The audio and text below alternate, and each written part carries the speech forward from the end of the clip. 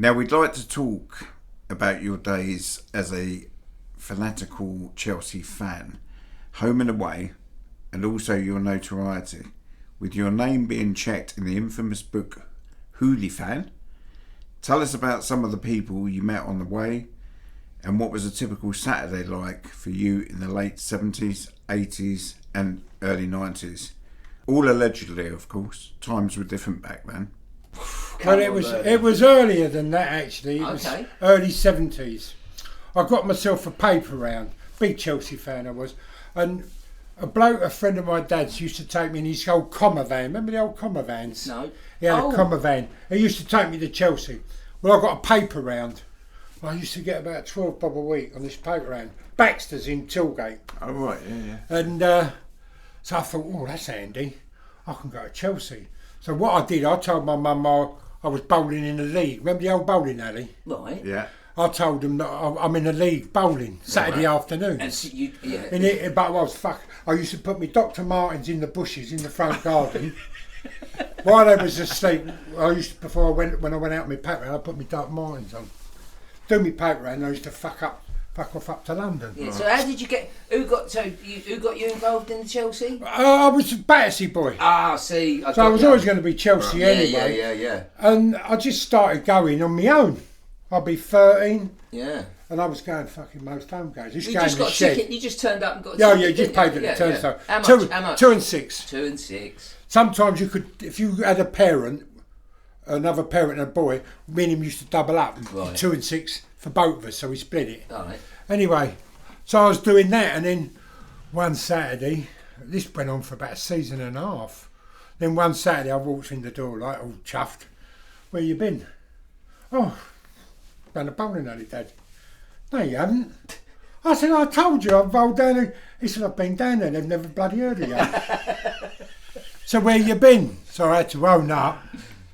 So I'm a Chelsea. Chelsea. I'm Chelsea. Anyway, I was 16. And then my mate, Jimmy Lambert, a year above me at Thomas Bennett, Chelsea fan, God rest his soul, says to me one day, Chelsea away, Sheffield Wednesday in the FA Cup. Chelsea away. Oh, I'll have some of that. Went to St Pancras, I think it was. I think it was £1.20 on the football special. And I had this white coat on with Chelsea written, all the players' names, like ever so proud. And the two top men at Chelsea, I'm not going to put their names in. No, but sees me. We can guess. Right? And says, you ain't fucking wearing that, get rid of it. Right. So I said to Jim, he said, well, you have to chuck it. So I chucked it. We was the last train in, and we didn't go into Sheffield. There's a train station right at the top of the hill. We've come down, this is about 20 past 2. We go, and their end's called the Spar and Cop. Right. So there was about 300 of us right in the bottom right hand corner, because it's all kicked off. Yeah. And it was fine. And I turned to my mate Jim. I said, this is me. And that was the moment. Yeah. Was that the moment? It was going off. What, a street load of fighting we're talking about? In the ground this was. Yeah. And I said, this is fucking me. I've found my vocation in life. The difference is, Clive and Will, go on. I was not a soccer hooligan. No. A soccer hooligan is someone that goes around smashing windows and wrecking the place. Yeah. Never ever done that. No. Anyway, back on the train, I'm thinking, I'm saying to Jimmy Lambert, I found this is the fucking bollocks. I'm having some of this. Buzzing, right. And adrenaline going. I always wanted to be a chef. Right. And I started as a chef, used to live in. Yeah. And what happened, it worked out great football-wise, because what happened is, the head waiter was a bloke called Carlos, and we'd finished the meals, and we had 2 kitchen porters just started. So I got the fucking lobsters, cut the elastic bands up and put them in the washing up water. Well, one of them got a fucking, nearly lost his finger. So the chef's going, who's done this? Not me. And Mickey Vincent we was with. Yeah. Anyway, we were trying to get away one night, and the head waiter took a fucking another order. And what they say is samaj, which is order. No. And I said, I've had enough of this, Mick. Yeah. And as he walked through, I had this fucking dirty mop, so I wrapped it round his head, and they sacked me. And we had a rented television, right? and I sold this rented television to these 2 kitchen porters, right? We fucked off in a cab, me and Mick. We've paid you to the weekend, fuck off. We're going, this is on a Thursday, right? We're going, fuck off in the taxi. We've been paid, see, so I ain't working till Sunday, am I? You off up Chelsea? No, this is midweek, Thursday. Oh, right.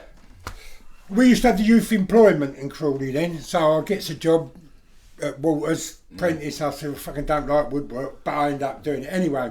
Cutting a long story short, I'm getting paid now. So I starts going to the away games, and Steve Amos, my best mate, he said, hey, didn't know him, was down the bowling, he said, oh, you're a Chelsea fan? I said, yeah, of course I am. He said, I'm a Chelsea fan, and he was working at New Scotland Yard then. Fucking hell. Yeah, New Scotland Yard. I said, yeah, I'll meet you at Victoria, 12 o'clock, under the clock. Yeah, we gets there about 11:30. It used to be a bit longer, so I used to get to 10:20. And Jim said to me, what about your mate? I said, fuck him, let's get down the ground, have a drink. So he stood there till fucking 2 o'clock waiting for us. Who's that, Stevie? Stevie Amos. Yeah. And he's But always you're good pal. You've been good pals ever since. Oh, he's always said that I've been waiting all my life for you to turn up. Oh, and brilliant. then I was 16 then. I just started to sort of get to know boys from Battersea. Was you quite a big lad then, Bernie? I was a big lad. Big lump, like. And then the first real thing was Luton away. Luton away, tell us. And I had this sheepskin on, and the game in the end, we used to get beat at fucking Luton. Anyway, we gets outside their end, and they've got houses. Then you've got this they tunnel. still haven't they, like now? Yeah. Anyway, these fucking Go on. 3 Jamaicans come out giving it all fucking this and that. Oh, yeah. And no one's done anything. So I says to Steve, fuck this, Steve. Hold my sheepskin, will ya? He said, where you going? I said, I'm going to fucking deck them 3. So I just went straight in, bam, bam, bam. Oh, yeah. Oh, you was in, straight into the tunnel. And as they were coming down the staircase, I'm fucking bashing them. And then all the Chelsea come in, and I was grabbing them. Hey, you can have him, you can have him, you can have him. Then I got to know the... What year is this, man? Oh, Jesus, that'd be 74. It's okay, yeah, right. About 73. Yeah, so early, like you said, early 73, 70s, 74. Different time. Just for And our then listeners out there, it was a different time. We got relegated. I was about 10 then. We was going for a promotion. We was playing Leicester away. My brother had just come back from Germany. He's a West Ham fan. I said, look, we're going to Leicester away. Good Friday it was. Big game. Do you want to come? He said, yeah, I'll come. Off we go, 2 cars. In with all the Chelsea. When we come out of the ground, I thinks we got a fucking mob behind me, decent firm. And I got all these Leicester, and I said, come on in. Fuck me, there was only about 8 of us. So they hit us. Right. Stevie Amos has gone down. Yeah. He's took a right kick. I turn around. My brother's up against fists though as well. Fists and booties. All this knifing crap. And then I see my brother, and so I've jumped in there, and police coming all quietening down. So I said to Stevie Amos, fuck this, I'm not having this. And they were still coming out. So me and Steve and a couple of others, we walked to where all the Leicester were coming out of the ground.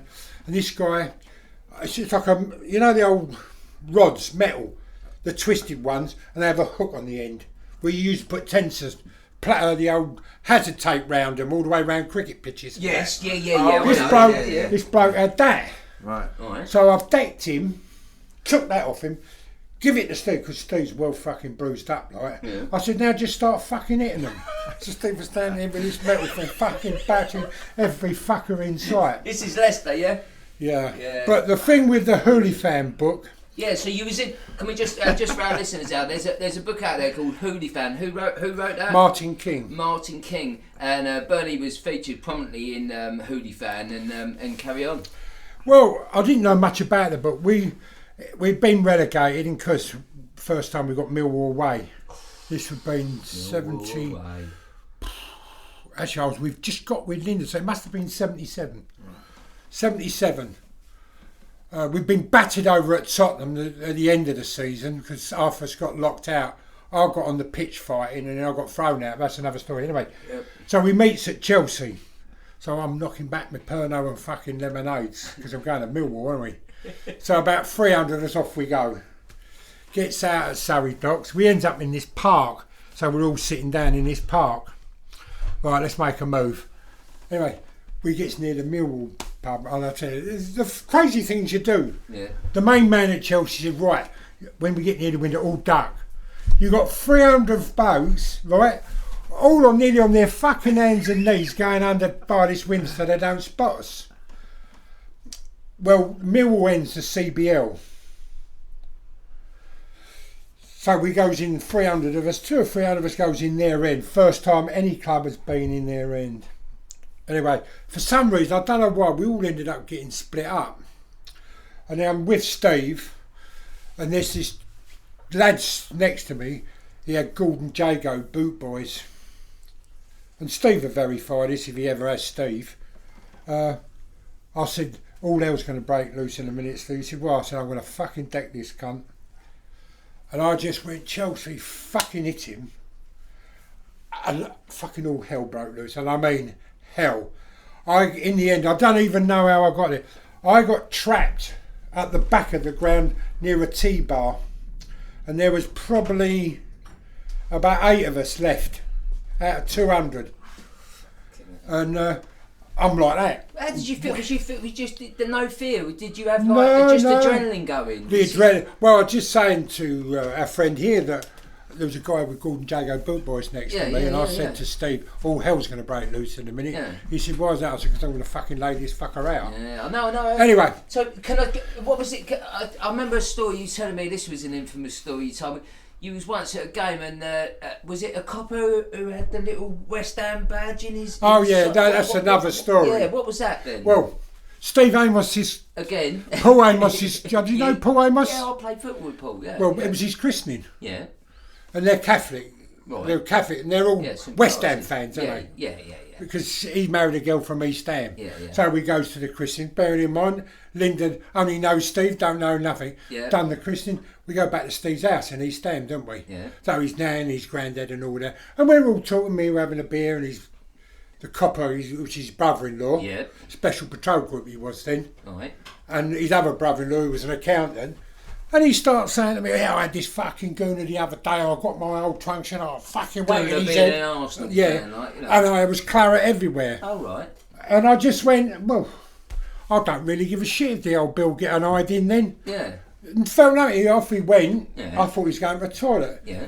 2 minutes later, he kicks the fucking door open and went, you're fucking nicked. Really? Yeah, you are Stevie Amos. No, I'm not. Don't he said, you're fucking nicked. In the modern day, I'll just say, can I just... In the modern day world, I mean, this is sounding like a Mills, like some sort of crazy fucking place that never existed, but it did exist. My life has been crazy. Yeah. Anyway, but so he said, the lapel, didn't he? Yeah, you're fucking nicked. Oh, that was later. Yeah. So I said, all right, come on then, let's have it outside. And his nan and granddad, his mum and dad, all the mum and dads were there. Linda was sitting there thinking, what the fuck's going on here? I've went off for the copper out, like, you know. Yeah. Anyway, Steve hassled me out because we had to go home into our flat. Months later, we're going to West Ham. Right. Oh, Monday, that was on the Sunday. On the Monday, Steve comes round to my flat. He said, you've got to be a bit careful. I said, why? He's going to get another copper to hit him, and they're going to say it's you, and they're going to come round and arrest you. Dirty yeah. But he said, don't worry, my mum and dad and my nan and granddad. I mean, his nan was lovely, but she was lovely. Go on, have a fight, she's going, yeah. My Linda's sitting there, poor girl, don't know what's going on. Anyway, go on a few months, I'm going to West Ham, Chelsea. Gets off the tube at Upton Park. It's quite a steep staircase to get out. Right. And just on the corner is the Queen's, where all the West Ham are. Yeah. Right, yeah. And I said, don't forget, lads, when we get to the top of the road, go straight over the road and come round, because they'll hit us from the side otherwise. And I looked and I said, Steve, your brother-in-law's up there. So anyway, I'm going up the stairs and he fucking sees me. Yeah. And he went, bam, hit me in the stomach. Really? Done it? Yeah. He said, you open your mouth. Oh yeah, you sing fucking Chelsea, you're fucking nicked. Really? Yeah. It's just another world, bruv. People would just... He was SPG. Yeah, but what was it? The special patrol group. What I'm trying to get to is when he sort of give you he opened his lapel. Yeah. He had a West Ham in his lapel of his uniform. My mate's wedding, uniform. Is that right? Yeah, Steve, I'm best man, you know. But he's and it was all fucking like that. Well, forever bowing, bubbles and all that. Fuck up, you sausage, like, you know. But yeah. So didn't win the World Cup. So with the Millwall. With the Millwall one, I got trapped at the back. Yeah. Then what saved us, the coppers all come in. walked us round the ground to the other end. I said to Martin King and the top man at Chelsea, I said, right, I'm going to go upstairs, see how we're getting on. So I went up the wrought iron stairs. I stuck my head out to have a nosy, and the geezer kicked me right in the fucking jaw. Come downstairs and said, oh, we better fuck off, we're getting hammered. Yeah. So he goes out in the street. This is the truth story, this is. And I've actually picked people up on Facebook about it. Yeah. Ron from Crawley, here's another one. Called him Ron for years, weren't even his fucking name. Called him for years. RAF he was in. He used to come to the first few games in the start and the last lot. And how we found out he weren't Ron, it was my son. We was in Berlin, bumped into him, hadn't seen him for years. And my son said to him, is your name Ron? He said, no, it's Davey. He said, why does my dad and Steve call you Ron? He said, they've called me Ron for 40 years. Rodney. Yeah. Anyway, so we get out in the street. Someone said Stockwell mob's coming round up the road. Who is Stockwell? Chelsea. Oh, right. South London. So, yeah, go on. And 3 turned up. Where the fuck's everybody? Oh, we've got an ID, there's only 3 of us. With that, and I can see the fucking fella now. Orson Cart come down the road. He had a little roll up in his mouth. Flat cap, like that. They all jumped off. They were all hiding in sacks on the back of the cart. All jumped off, and I had a geezer with a docker's hook come for me. And I'm half on the pavement, half on... And I tell you, as I started to run, I farted. I said to everyone, run for the flats. So we jumped this little wall, and there's a big grass verge, and all the ground floor windows opened up. And they was all jumping out the windows. So we've turned, legged it toward Old Kerry. My mate King, who wrote the book, he's fucking on a bus by then. Hoolifan, check it out online. Yeah, you can check the book out. He's wrote several books actually. And so we got to the top of the road, and they had fucking sticks, bricks, knives, everything. And we stood by this copper. There was about 15 of us. And we said, look. He said, I suggest you fuck off home quickly. And this fella said, well, I've got a transit van parked round the corner. Well, me and this Ron, we was in it like that. So there's about 10 of us in this transit van, right, going round the south circle. It gets up to Streatham Garage, and we're 3-0 down. After 20 minutes. Late kick-off because of the trouble. So the top man at Chelsea says, I tell you what, go to Fulham, they're playing Bristol Rovers. And Rodney Marsh, I think, was making his debut. Oh, yeah, for Fulham. So he parks up, we only goes in the Bristol Rovers in, 10 of us. They spot who we are straight away, they've all come piling down. So there we are again. I said to Ron, I've had enough, Ron. Yeah. Right, I've been fighting all fucking day, I'm going home. And I walked out the ground before the game, never saw none of the match. It's brilliant. Yeah. What about the old... Who was the West Ham? Cash, was it? Was it Cash? Pass, yeah. Sorry, there's Pennant. Pennant. Was that related to Thingy Pennant? No. He was black. That's about the nearest relative. Bill Gardner. Yeah. Now, Bill Gardner, I have to say... Who was this? West Ham. He was a top boy, wasn't he? Yeah. And I'd say a man with bollocks. Right. Was there bricks in? There used to be bricks and bottles and things. Back in them days, all of us used to meet Trafalgar Square on Cup Final day and League Cup Final. Go up to Wembley and fucking have it with the Northerners, right? Middlesbrough away, that was a nasty one. They've always been nasty. Yeah. I got nicked to the cup final didn't I? Got a fucking slash through that. Yeah, you're talking Lovegrove. Yeah. That was at home as well. Was it? It was at home. Right. Where was I? And this particular one, it was Newcastle v Manchester City, I think it was, when Dennis Stewart scored with the overhead kick. I lost all my Chelsea. There was only 4 of us. We was with all these West Ham. And another one of these was with another black fella called Natalie. Right. And there was this minibus of Newcastle. And I see him pick a brick up. And I said to Stevie Amos and Eddie Sage, God rest his soul, he's going to brick the fucking Geordie van and it's going to have it, yeah? And he turned to me and said, you're Chelsea, aren't you? I said, yeah. And he went, have this, bang, he put the brick in my head, yeah. I ended up in Arrow Hospital. Again, just from behind the scenes Britain, these were different times there, and these are not the views of behind the scenes Britain, but we like to explore what used to go on in the past. I'm down my caravan one Saturday night, and the phone goes. I thought, who the fuck's ringing me? And it was Rick and Will. All right. The night you met them West Ham boys. Oh yeah, we was up in. So let me just go You in tell here. the story. Just a quick one.